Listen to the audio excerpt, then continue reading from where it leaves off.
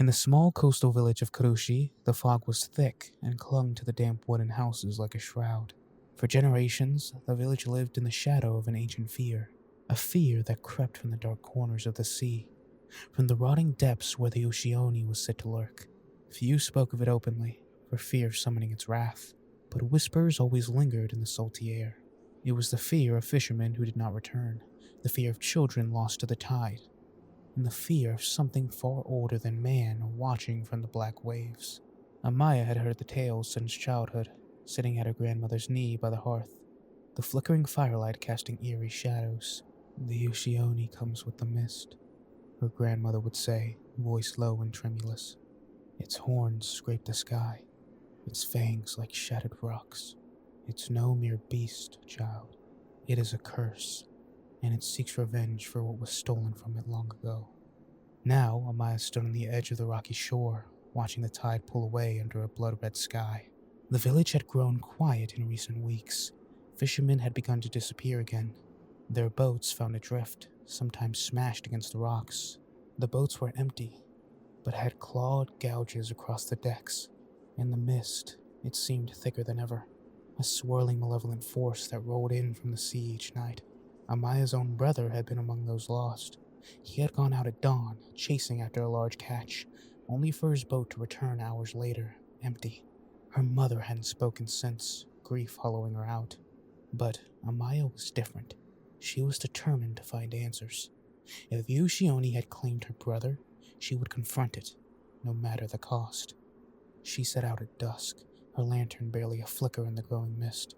The sea roared angrily below her as she clambered across the slick rocks toward the old shrine. This place had been forgotten by most, half buried under moss and time. But Amaya remembered. Her grandmother had always said that the Ushi-Oni was bound here, in a pact with the villagers' ancestors. It was said that only in the shrine's presence could one hope to see it and survive. If the pact had been broken, perhaps she could find out how. As she reached the shrine, the mist closed in thick as a blanket. The carved stone torii gate loomed before her, worn smooth by centuries of wind and rain, its guardian statues crumbling. She whispered a prayer under her breath, her voice trembling in the heavy silence. And then she felt it, a rumble in the earth beneath her feet, a low, guttural growl carried on the wind, and a deep sense of wrongness. She was not alone. From the mist, it emerged. The Ushi-Oni. Its body was grotesque, part ox, part spider, its eyes glowing a sickly yellow. Horns jutted from its massive skull, curling toward the sky, and its mouth filled with jagged teeth, gaped open as though in endless hunger. The mist swirled around it like a living thing, tendrils curling and uncurling, reaching for her. It lumbered forward, claws scraping against the rocks, its breath steaming in the cold air. Amaya froze, every muscle in her body screaming at her to run. But she held her ground, clutching her lantern as though it could protect her. "I seek the truth," she shouted. "Why have you returned? What do you want?" The creature's eyes focused on her, and for a moment she thought she saw something in them. A flicker of recognition, or perhaps mockery. It did not speak in words, but Amaya felt the answer all the same. The Ushi-Oni was angry, betrayed. The pact had been broken. The ancestors had promised something, a sacrifice, a life in exchange for peace, and that debt had not been paid. Her mind raced as she tried to piece together what she knew. The village had long since abandoned the old ways, forgotten the sacrifices made to keep the sea calm and the land fertile. Generations had passed, and with them, the understanding of what kept the Ushi-Oni at bay. But now, the time had come to collect its due. "You took my brother!" she shouted into the mist. The Ushi-Oni bared its fangs in response, a low growl rumbling from deep within its chest. A gust of wind whipped around her, and she felt a cold hand on her shoulder. She spun around, heart pounding, but no one was there. And then she understood. Her brother, and the others who had been lost, had not been taken. They had been claimed, taken as a payment for the broken pact. With a sinking feeling, she realized what the Ushi-Oni demanded. It wasn't just after any life. It sought the bloodline of those who had broken the pact, her family, and she was next. In a surge of panic, Amaya turned and ran. The lantern bobbed wildly in her hand as she dashed over the rocks, the mist closing in tighter. The sound of the creature's heavy footsteps behind her. She could hear the scrape of its claws, feel the ground tremble beneath its weight. But no matter how fast she ran, the mist thickened, disorienting her. She could no longer see the village lights in the distance. The sound of the waves seemed muffled, far away, and yet the creature's breath was hot on her neck. Amaya stumbled, falling hard against the rocks. The lantern slipped from her grasp, its light snuffed out by the wet ground. Gasping for air, she struggled to push herself up, but a massive shadow fell over her, blotting out what little light remained. She looked up into the Ushi-Oni's eyes, her breath catching in her throat.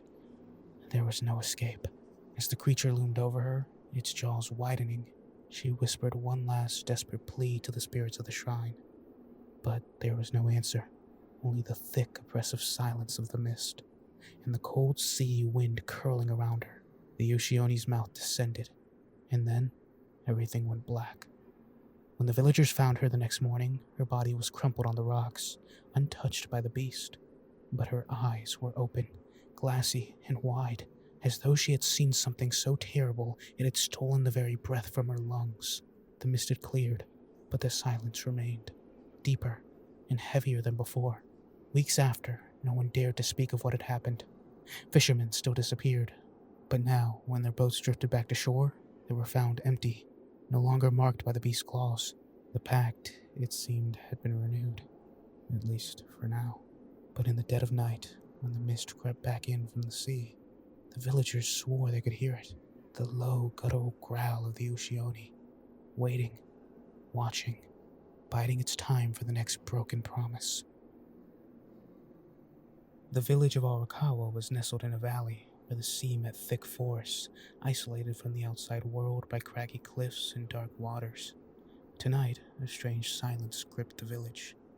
The wind that usually howled through the trees had died down, and even the ocean's waves were barely a whisper, as if held back by some unseen force.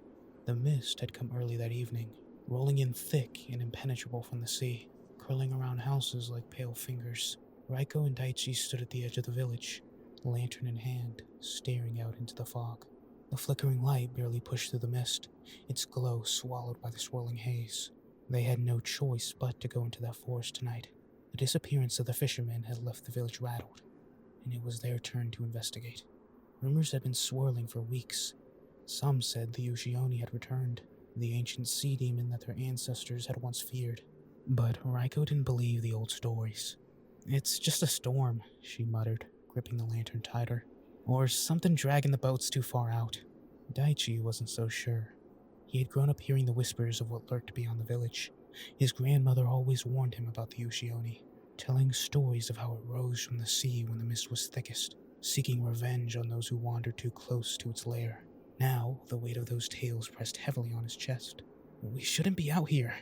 Not tonight," Daichi said, his voice low. He kept glancing at the tree line, where shadows seemed to dance, more alive than they should be.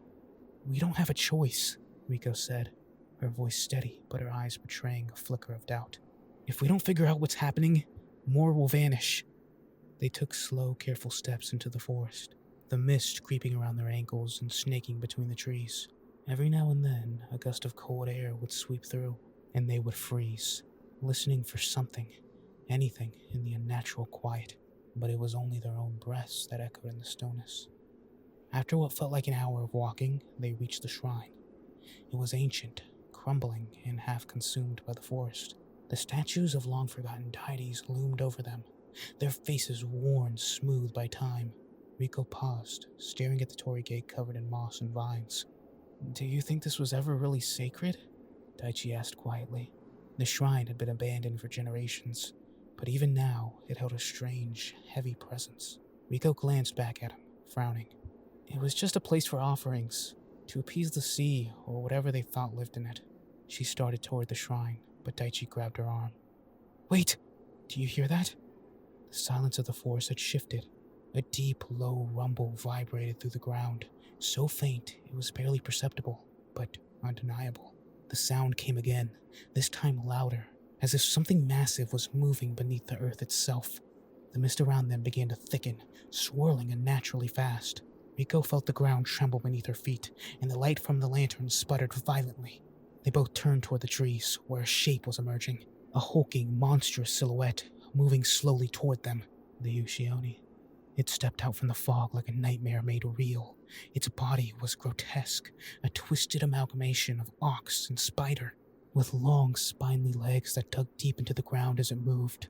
Its massive horns scraped to the low branches, and its eyes, glowing a sickly yellow, locked onto the two of them. A deep, rumbling growl escaped its throat, vibrating the very air. Riko's breath caught in her throat. The stories had been true. "We need to go," Daichi whispered, backing away slowly.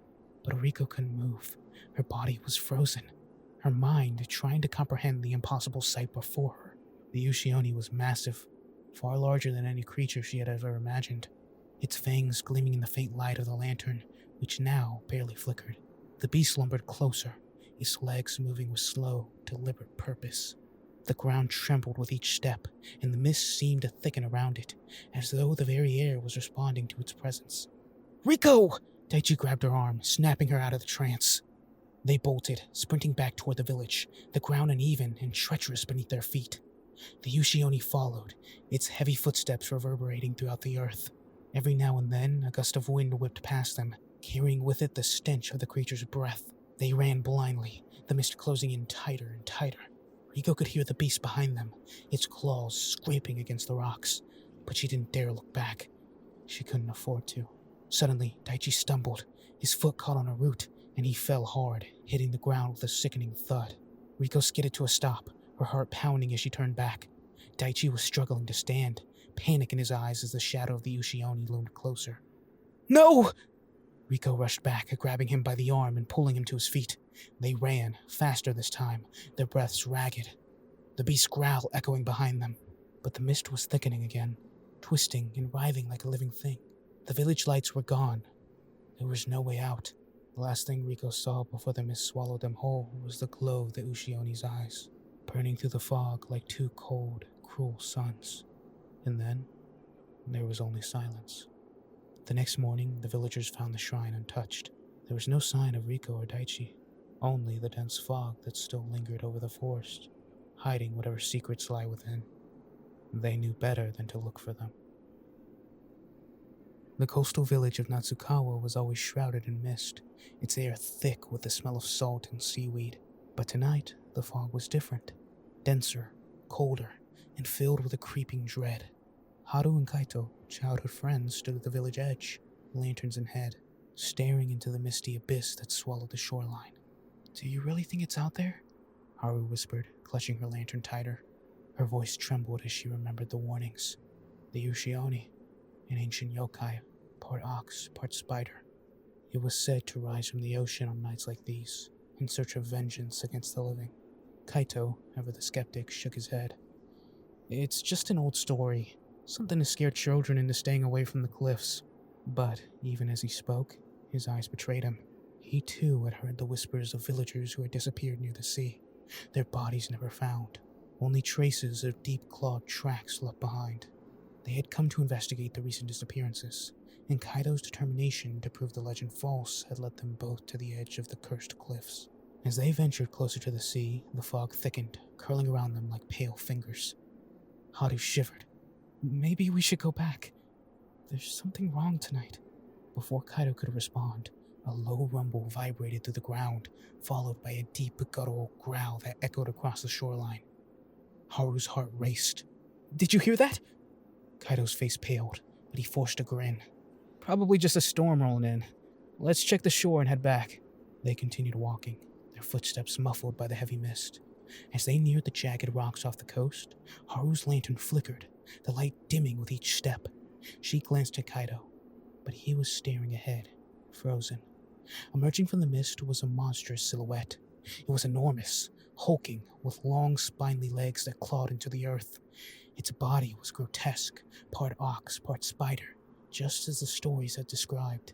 Its eyes were glowing, sickly yellow, and it was locked onto them. Its mouth, jagged and filled with sharp teeth, gaped open in a silent roar. Haru stumbled back, terror rising in her throat. "It's real," she whispered, unable to tear her eyes away from the creature. Kaito grabbed her arm. "Run!" They sprinted along the rocky path, hearts pounding, the sound of the Ushi-Oni's heavy footsteps shaking the ground beneath them. The beast was fast, faster than they had expected. Haru could hear it closing in, its breath hot on her neck. Desperately, they ducked into a narrow cave near the cliffs, the entrance hidden by moss and stone. They crouched in the darkness, panting, listening to the creature's growls outside. For a moment, everything was still. Kaito peered out from the cave's entrance. I think we lost it. But Haru wasn't so sure. Her pulse still raced, and a strange, cold sensation crept up her spine. We need to leave, now. As they turned to exit the cave, the ground rumbled again. Haru froze. A shadow fell across them, blocking the light. The Ushi-Oni was standing right in front of the entrance, its massive body filling the entire space. But something was different. It wasn't attacking. It lowered its head, bringing its glowing eyes level with Haru. In a flash of horror, Haru realized why. Her mind raced through memories, her mother's stories, her grandmother's cryptic warnings.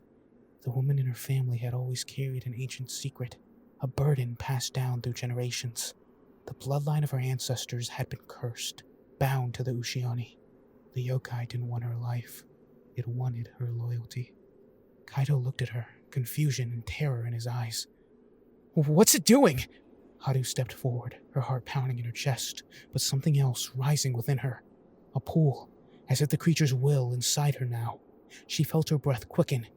It's waiting, she whispered. Kaito shook his head, backing away. What are you talking about? We gotta get out of here!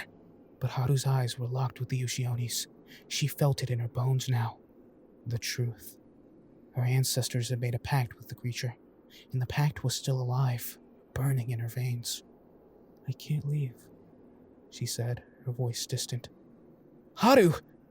I'm not just one of the villagers, Kaito. I belong to it. Before Kaito could respond, the Ushi-Oni's eyes flared, and Haru turned to him with a slow, cold smile. Kaito, she whispered, stepping toward him. You should have left when you had the chance. The last thing Kaito saw was Haru's eyes, glowing the same sickly yellow as the Ushi-Oni's. And then, the mist swallowed them both.